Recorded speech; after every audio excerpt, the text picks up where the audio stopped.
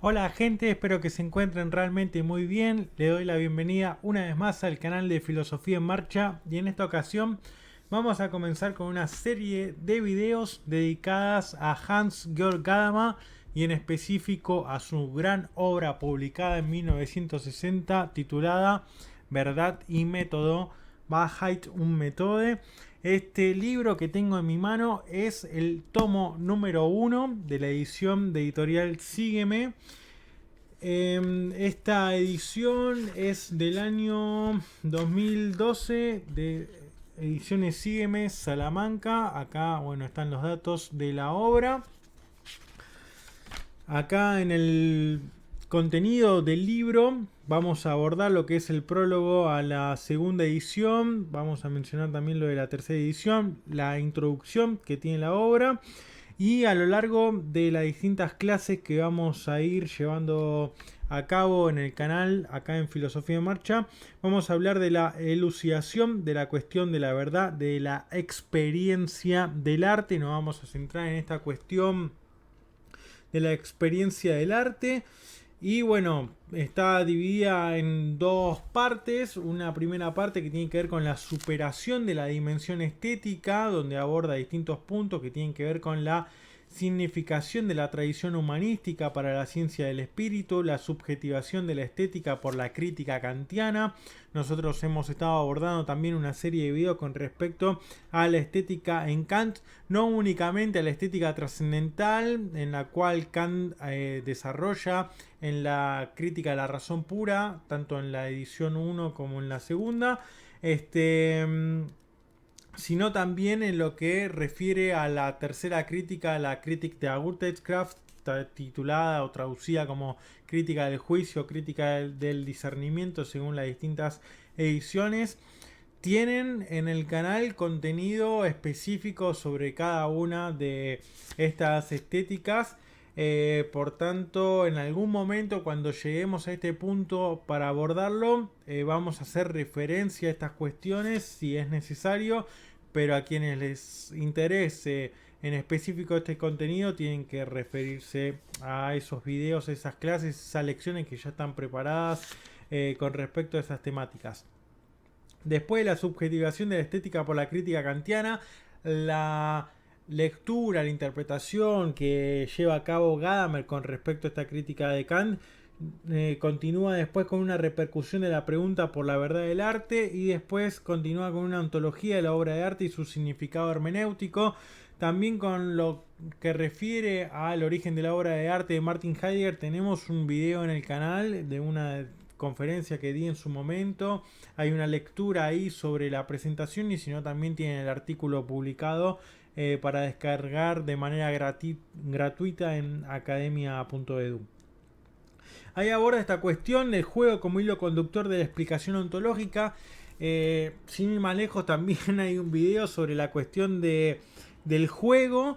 No solo en Hans-Georg Gadamer, sino también en Johann Huizinga, que es uno de los autores que aborda a Gadamer en esta obra, y sobre todo en un filósofo argentino del siglo XX, que es Carlos Astrada, que tiene publicado tanto el juego metafísico como el juego existencial y el juego metafísico, que son obras que escribe Carlos Astrada a partir de sus lecturas y sus interpretaciones sobre la obra de, bueno, de Martin Heidegger en específico, pero también están en conexión con la lectura que hace Gadamer acá. Después, bueno, continúa con el tema del juego como hilo conductor, las conclusiones estéticas y hermenéuticas, y después ya pasa a un segundo momento que tiene que ver con la expansión de la cuestión de la verdad a la comprensión de la ciencia del espíritu, y un tercer punto que tiene que ver con el lenguaje como hilo conductor del giro ontológico hermenéutico. Es un texto muy amplio, ahí se nota bien la parte en la que yo estuve trabajando y que tiene que ver con lo que vamos a ir abordando sobre este tema. La letra también de la edición es bastante dificultoso también a veces para marcar y distinguir ciertos puntos que tienen que ver con la edición. Acá también, ¿no? Tiene ahí una cursiva media rara. Esto ahí un poco hablando también en lo referente a lo que es con la edición de esta obra. Yo creo un poco también que el interlineado está así ajustado para reducir un poco la cantidad de páginas, porque esto termina, bueno, acá tiene un índice general al final de la obra y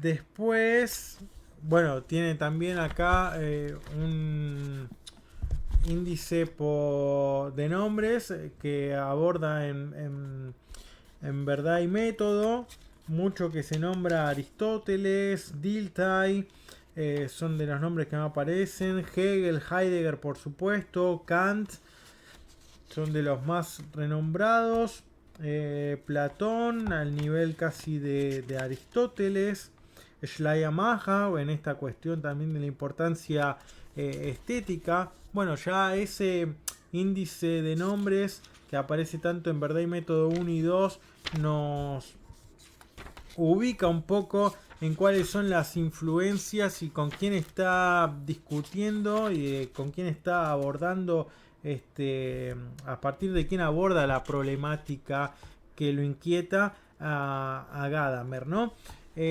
Así que eso nos sirve de bastante referencia también.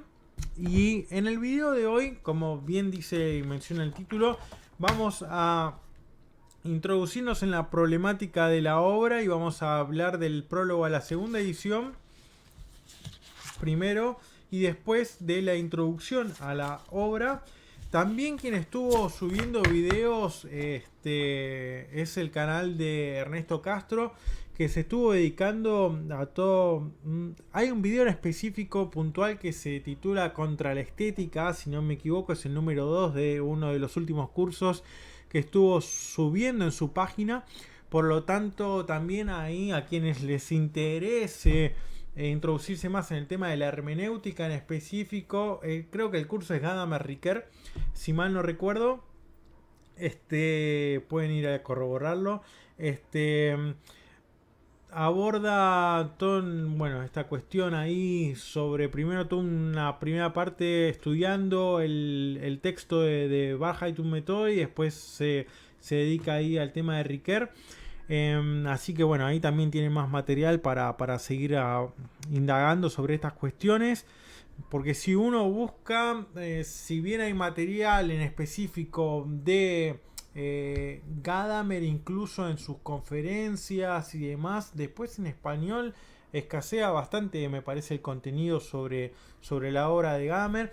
Y bueno, ese texto que les mostraba era la edición número 1 y después, bueno, está el tomo número 2 también de la misma editorial, que es el mismo texto, pero bueno, esto ya son agregados, por decirlo así, de lo que va desarrollando Gadamer en el primer tomo, que es lo más importante. Sin ir más lejos, cuando escribe el prólogo a la segunda edición, y acá nos vamos a ir metiendo un poco en lo que tiene que ver con la problemática de la presente investigación, que tiene que ver con el problema hermenéutico y qué es esto de hermenéutica e interpretación, y el fenómeno de la comprensión, dos conceptos que van a aparecer mucho que tienen que ver con la problemática del texto, que es la comprensión y la interpretación, ¿no? La Verstehen y la Verstehen y Auslegung. Verstehen y Auslegen, comprender, interpretar, va a venir ahí a colación estos dos conceptos de una manera incesante en lo que tiene que ver con la problemática que le interesa a Gadamer. Incluso también algo que tienen que tener en cuenta es no solamente el trabajo previo de Schleiermacher, sino también el modo en el que Heidegger aborda el concepto de comprensión, ¿no? Todo lo que aparece referido en la analítica del Dasein en Ser y Tiempo también tiene un peso importante en esta obra de 1960, ¿no? El prólogo a la segunda edición la escribe Gadamer 3 años después de la primera edición y habla ahí de la expresión hermenéutica que tiene una larga tradición y que, por supuesto, dentro de lo que refiere a esa larga tradición, ha referido o ha inducido a una serie de malentendidos que en algún punto él intenta desentrañar, ¿no? Hay una intención que ha sido, o la intención de Gadamer en su obra ha sido filosófica, él asume así, y que ha ocurrido lo que ocurre con nosotros por encima de nuestro querer y nuestro hacer, lleva a esta cita que les voy a compartir ahora, que dice: tal vez nuestra época esté determinada más que por el inmenso progreso de la moderna ciencia natural, por la racionalización creciente de la sociedad y por la técnica científica de su dirección. Esto es lo que le lleva a llevar una intención filosófica de poder dilucidar sobre la expresión hermenéutica y sobre estos conceptos de comprensión y interpretación que va a abordar a lo largo de su obra. Después lo que tenemos que intentar dilucidar es por qué comienza a partir de una problemática o de un desarrollo sobre el arte, ¿no? Sobre esta crítica también a la cuestión estética. Ciencias, otra de los focos principales tiene que ver con la ciencia de la naturaleza y la ciencia del espíritu, y que tanto en la ciencia del espíritu como en la ciencia de la naturaleza no es que difieran de una diferencia de métodos, sino en una diferencia de objetivos de conocimiento, y esto a lo largo o en base a distintas figuras que va a ir nombrando con respecto a esta cuestión de la problemática del método, va a ir mostrando que la diferencia ciertamente refiere a esos objetivos y no en el método que van a implementar. Otra de las cuestiones que es esto que mencionamos es cómo es posible la comprensión y el modo de ser del propio del estar ahí, el modo de ser del propio estar ahí a partir de esta comprensión, y algo que nosotros abordábamos ya en el curso anterior a o incluso hasta paralelo, que tiene que ver con Kant y el problema de la metafísica, es cómo insiste Heidegger a partir de su discusión o su diálogo con la obra kantiana, de cómo nosotros comprendemos el ente porque ya tenemos una precomprensión del ser. Entonces esta precomprensión ontológica es lo que nos permite de alguna manera poder configurar lo empírico, configurar mundo y proyectarnos, ¿no? O que el Dasein haga una proyección justamente a partir de esa comprensión.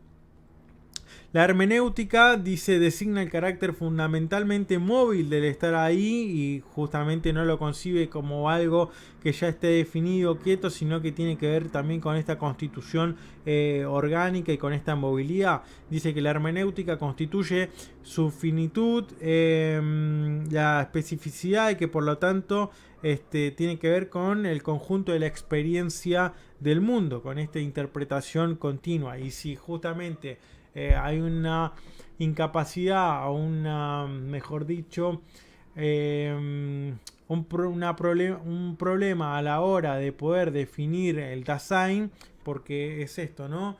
Justamente es algo inacabado en la medida que no alcanza su completitud, sino en el momento en el que muere, ¿no? Todo esto que tiene que ver con el ser para la muerte que desarrolla Heidegger en Ser y Tiempo y demás. Bueno, con el trabajo hermenéutico también hay un movimiento ahí constante que no tiene un cierre, y que por eso se ve también en esto, ¿no? Por tanto, en la designar el carácter fundamentalmente móvil del estar ahí. En eso consiste la designación entonces hermenéutica. Después, una de las citas que a mí me pareció interesante rescatar es que dice: sin duda es verdad que la calidad estética de una obra de arte reposa sobre leyes de la construcción y sobre un nivel de configuración que acaba trascendiendo todas las barreras de la procedencia histórica y la pertenencia cultural. Ahí ya comienza a mostrar en este prólogo, porque si lo leemos antes de adentrarnos en la obra, a la importancia que va a tener la estética y sobre todo la obra de arte a la hora de generar, que nosotros podamos comprender esa obra y cómo genera toda una configuración, ¿no? La pertenencia cultural, la precedencia histórica de la obra de arte, cómo la ubicación de una obra de arte de alguna manera nos sitúa a nosotros a poder contemplarla o como un templo, si lo era en su determinado momento, o por el contrario, si nosotros ya la vemos ubicada en un museo y la vemos configurada como un objeto que, si bien no es un mero ser ahí o un ente que está ahí delante, por su procedencia histórica, por su pertenencia cultural, por lo que sigue designando en tanto obra de arte y demás, juega un rol importante en lo que tiene que ver con la configuración de nosotros mismos y el ámbito del espacio que ocupa esa obra. Todo lo que hace la experiencia de la obra de arte involucra esta por entero en sí mismo, y dice que lo que significa que le implica en el todo de su autocomprensión en cuanto que ella significa algo para él. Todo lo que hace la experiencia de la obra de arte, nosotros como espectador, nos involucra por entero a nosotros mismos. Eso es lo que tiene de importante en esta movilización que provoca, en esta, sí, algo casi incluso en sentido extático, que moviliza toparse con la obra de arte. Después vendrá toda esta discusión también con respecto a lo que nosotros hemos hablado a partir de la crítica del juicio de Kant, con respecto a qué importa, ¿no? Si el genio, el artista, la obra de arte por sí sola, en tanto está cargada de espíritu, según también describe Kant en su tercera crítica, o implica la experiencia, o lo que más importa dentro de esta triada que denomina Heidegger en el origen sobre la obra de arte, de artista, obra de arte, arte. Si acá lo que importa o lo que implica es este nuevo espacio que se abre, que tiene que ver con el rol y el juego que desarrolla el espectador, ¿no? Entonces, bueno, justamente en esta idea de todo lo que hace la experiencia de la obra de arte involucra a esta por entero en sí mismo, y dice lo que significa que le implica en el todo de su autocomprensión en cuanto que ella significa algo para él, ¿no? ¿Qué tiene que ver esto de la significación de la obra de arte? ¿Hacia dónde señala? ¿Qué horizontes nuevos abre?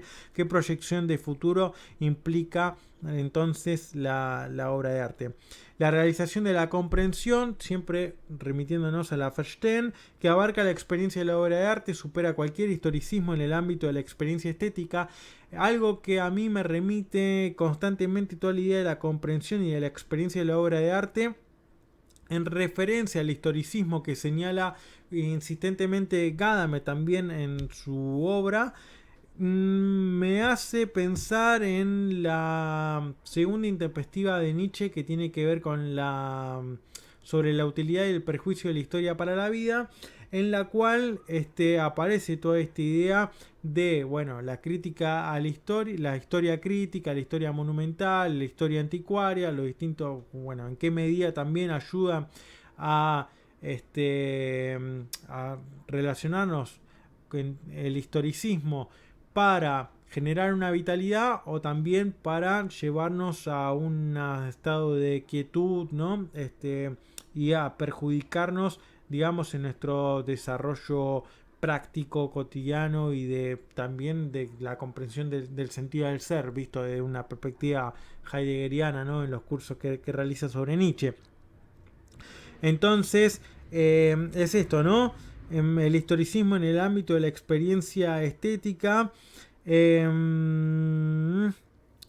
Dice la realización de la comprensión, que abarca la experiencia de la obra de arte, supera cualquier historicismo en el ámbito de la experiencia estética, porque, bueno, justamente, o sea, esa experiencia de la obra es difícilmente puede ser descrita, desarrollada en ese historicismo que se puede llevar a cabo, ya sea que se establezca únicamente y sobre todo relacionado con la historia monumental, ¿no? Esos grandes personajes, esos grandes monumentos, esos grandes eventos, acontecimientos históricos, a partir de los cuales se va leyendo la historia, esa crítica que hace Nietzsche, cómo hace también, cómo todo lo que tiene que ver con la experiencia de la obra de arte queda en algún momento en lo suprahistórico o en lo ahistórico, todo eso que tiene que ver con un sentimiento que en algún punto también lo podemos comparar con el Augenblick, ¿no? Con esta noción de instante, de apropiación, de evento, que está por encima de la línea cotidiana o superficial temporal, sino que refiere a una experiencia que sobrepasa, es el acceso de lo eterno en el tiempo, ¿no? Ahí también hay una fuerte influencia de la filosofía de Schelling con respecto a toda esta cuestión crítica del historicismo. Después también otro de los puntos que menciona Gadamer interesantes dentro del prólogo es esta distinción, ¿no? Por un lado, el nexo originario del mundo que funda una obra de arte. Y segundo, la supervivencia bajo unas condiciones de vida modificadas en el mundo ulterior, lo cual a su vez lo va llevando a un movimiento de la comprensión que no se deja de restringir al disfrute reflexivo que establece la distinción estética. Ahí menciona justamente esta suerte de la imagen divina antigua y que dice, bueno, en un primer lugar, un lugar en específico como el templo, no se lee, no se mira, no se ve como una obra de arte, pero sí con el pasar del tiempo, cuando las ruinas del templo o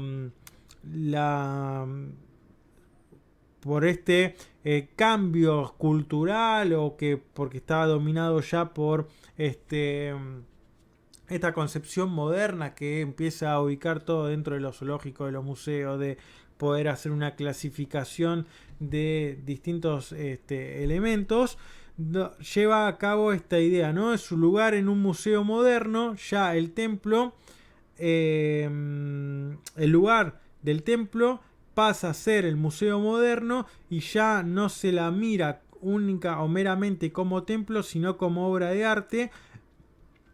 Y dice, bueno, sin embargo, aunque se mire ese templo como obra de arte, contiene el mundo de la experiencia religiosa de la que procede. Esa mirada, que nosotros bien lo vemos como obra de arte, estamos inconscientemente al menos apropiándonos o recibiendo el mensaje de la experiencia religiosa en tanto que era templo en su momento. Por tanto, a su vez se abre una tercera instancia que sería no solamente su lugar templo, que no era obra de arte, después en el museo, que nosotros al mirarla como obra de arte continuamos recibiendo o recepcionando esa cuestión religiosa, esa experiencia que se vivía en eso sagrado. Y la tercera instancia, por tanto, refiere que su momento pertenece también a nuestro. Su época en tanto templo, en tanto lugar sagrado, en tanto lugar de resguardo de lo divino, sigue conviviendo con nosotros.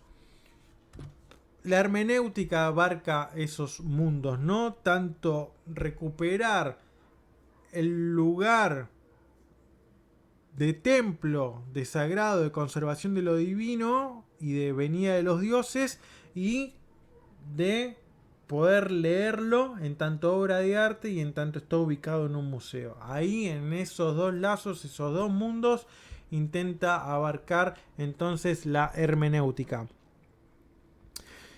Explica también en esta cuestión de comenzar, de por qué se comienza por la experiencia del arte y por la experiencia estética, aunque nosotros ya con estas cuestiones que estamos abordando, sobre todo de que de esta cuestión de la experiencia de la obra de arte que involucra por entero a uno mismo, que al toparnos con este movimiento de la distinción estética de los mundos, del antiguo y del presente, como la hermenéutica abarca ambos, habla de, bueno, se comienza por la experiencia del arte, no se vea más que un artificio de la composición, y explica cito, la experiencia de la obra de arte supera por principio siempre cualquier horizonte subjetivo de interpretación, tanto el del artista como el de su receptor.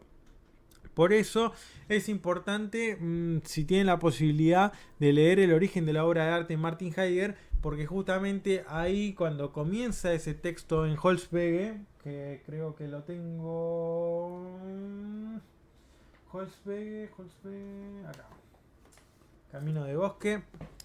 Cuando comienza el texto del origen de la obra de arte, dice: el artista es el origen de la obra es el origen del artista, ninguno puede ser sin el otro, pero ninguno de los dos soporta tampoco al otro por separado.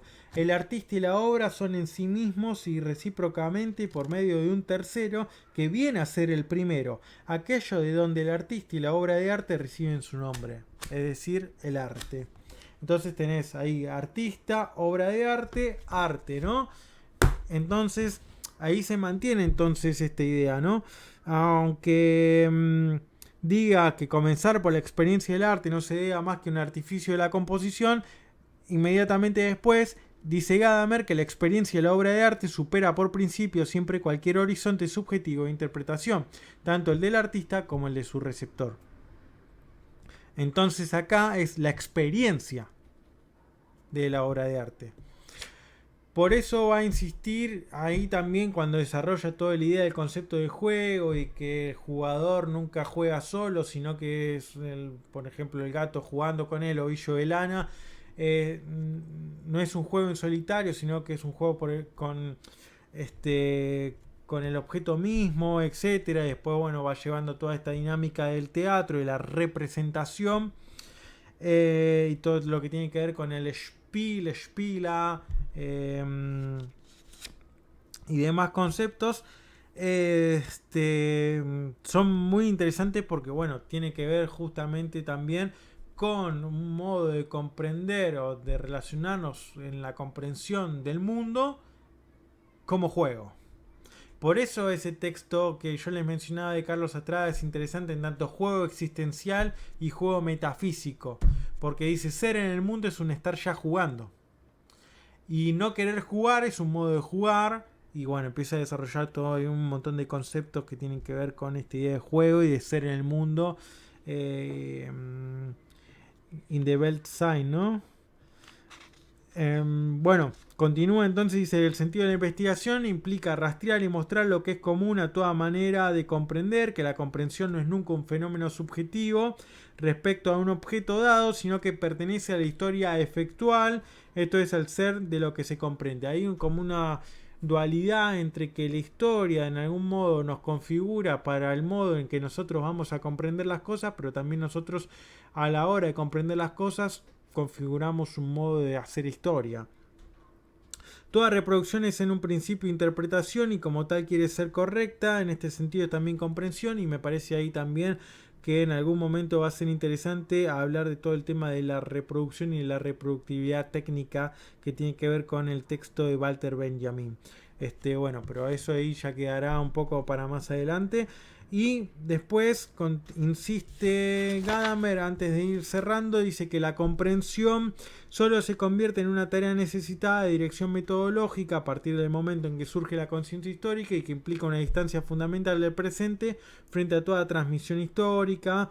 Y bueno, acá especifica entonces cuál es la tesis de su libro, y que la tesis del libro que propone Gadamer tiene que ver con que toda comprensión de la tradición opera el momento de la historia efectual y que sigue siendo operante allí donde se ha afirmado ya la metodología de la moderna ciencia histórica, operante allí donde se ha afirmado la moderna ciencia histórica, haciendo lo que ha devenido históricamente de lo transmitido por la historia a un objeto que se trata de establecer, igual que un dato experimental, como si la tradición fuese extraña en el mismo sentido y humanamente tan incomprensible como lo es el objeto de la física. Habla después de la conciencia histórica efectual como lo producido por el curso de la historia, la conciencia determinada por ella, esto que mencionábamos antes, y la historia, y insiste en que la historia efectual es finita. Y termina entonces ya como para ir cerrando este video que solo con el fracaso del historicismo ingenuo del siglo historiográfico se ha hecho patente que la oposición entre lo histórico dogmático y lo histórico, entre tradición y ciencia histórica, entre antiguo y moderno, no es absoluta y que la totalidad de sentido que se trata de comprender en la historia o en la tradición no refiere a la totalidad de la historia. Y adelanta entonces esta cuestión, ¿no? Del juego que no se agota en la conciencia del jugador, que el lenguaje no se agota en la conciencia del hablante, que la comprensión como determinación universal debe estar ahí, proyecto de la comprensión es una futuridad del estar ahí, y que finalmente la finitud de la propia comprensión es el modo en el que afirman su validez de la realidad, la resistencia, lo absurdo, lo incomprensible. Y a partir de esto, después nos va a llevar el texto a lo que tiene que ver con la introducción ya de la obra, donde habla de la presente investigación, trata del problema hermenéutico y del fenómeno de la comprensión, de la correcta interpretación de lo comprendido, que no es solo un problema específico de la metodología de la ciencia del espíritu.